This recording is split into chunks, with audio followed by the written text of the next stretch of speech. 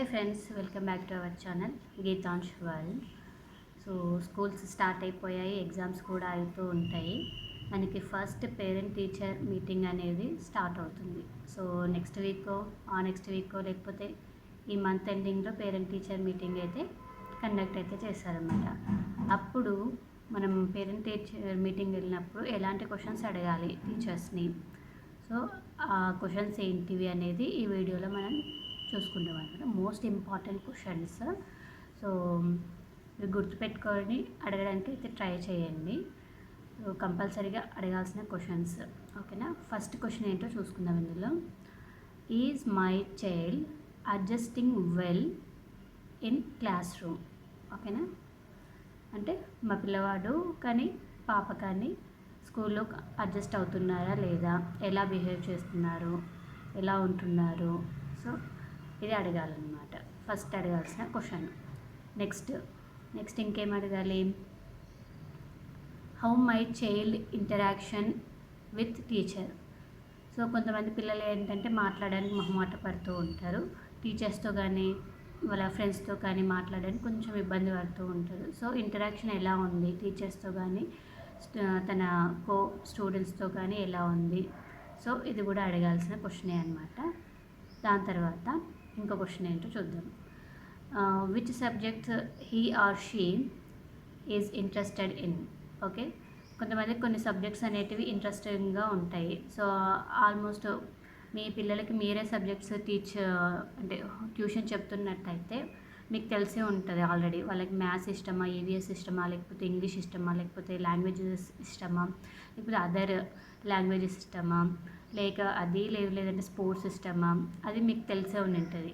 ఆ విషయం టీచర్స్కి ఎంతవరకు తెలుసు అనేది కూడా మనం తెలుసుకోవాలన్నమాట. ఎందుకంటే వాళ్ళు జాయిన్ అయ్యేటప్పుడు చెప్తారు, మేము ప్రతి ఒక్క చైల్డ్ మీద స్పెషల్ ఇంట్రెస్ట్ అయితే తీసుకుంటాము, మేము తెలుసుకుంటాము, పిల్లలకి ఏది ఇష్టం లేదు అనేది మేము తెలుసుకుంటామని మనకు చెప్తారు.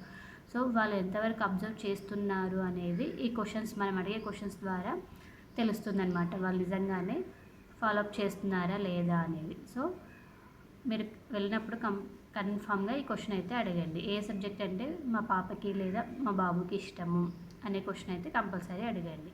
సో ఆ తర్వాత is he or she facing any problem or any challenges. So కొంతమందికి రాయడం కొంచెం ఛాలెంజింగ్గా ఉంటుంది, రాయడం సరిగ్గా రాదు, ఇంకా కొంచెం గ్యాప్స్ ఇచ్చి రాయడం కూడా కొంచెం రాదనమాట. అలాంటిది, లేదంటే ఇప్పుడు మోటార్ సైకిల్స్ స్కిల్స్ అని ఒకటి బాగా యూజ్ చేస్తున్నారు వర్డ్స్. సో అలాంటివి, కొంతమందికి ఆర్ట్ అండ్ క్రాఫ్ట్ చేయడానికి రాదు.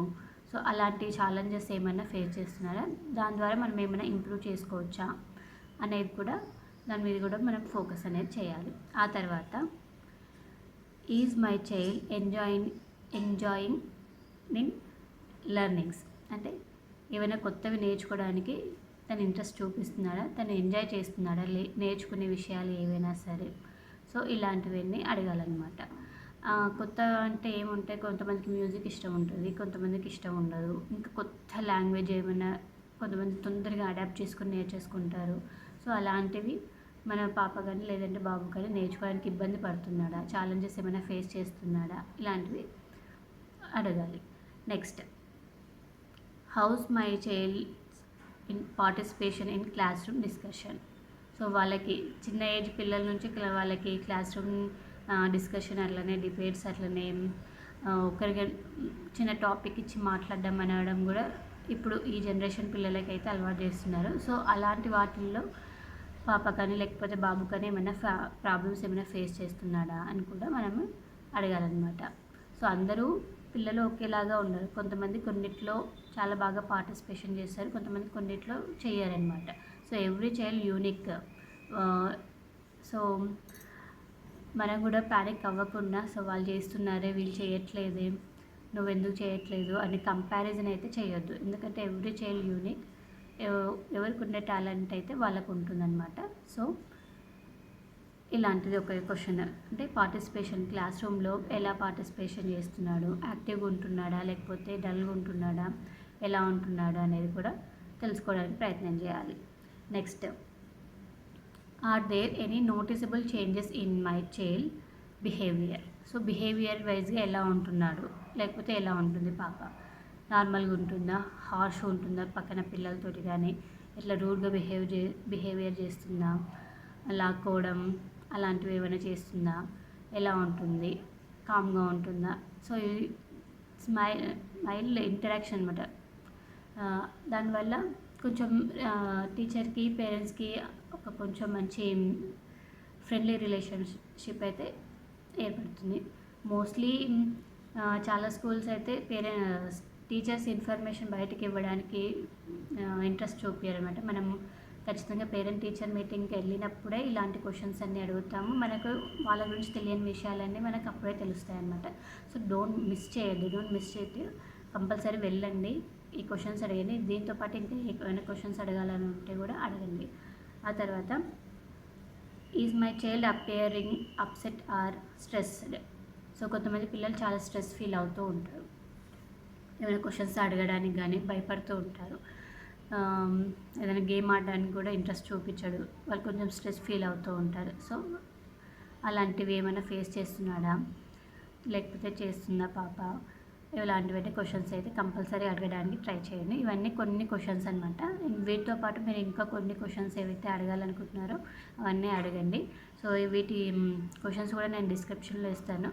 సో రాసుకొని గుర్తుంటాయా లేదా, దీంతో పాటు ఇంకో కొన్ని క్వశ్చన్స్ యాడ్ చేసుకొని కంపల్సరీగా వెళ్ళి కనుక్కొని, ఇద్దరు వెళ్ళాలి, అమ్మ నాన్న ఇద్దరు వెళ్ళాలి, ఇద్దరు మాట్లాడాలి టీచర్ తోటి కంపల్సరీగా.